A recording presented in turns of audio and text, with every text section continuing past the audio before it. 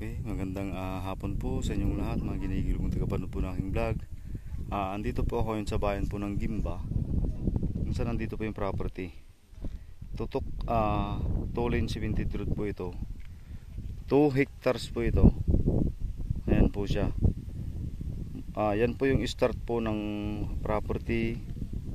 Ito po siya. Hanggang dun po yan. More or less 50 meters po yung frontage.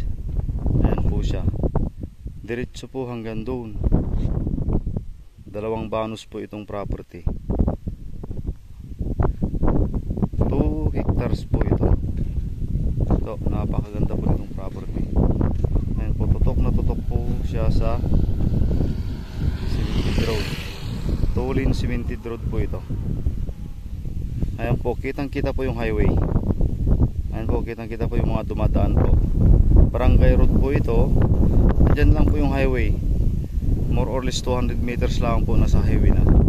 Ito po siya, 2 hectares po ito, more or less. Ayan po siya. 2 banos po. Napakaganda po nitong property, mga ma'am, mga sir. Ayan po.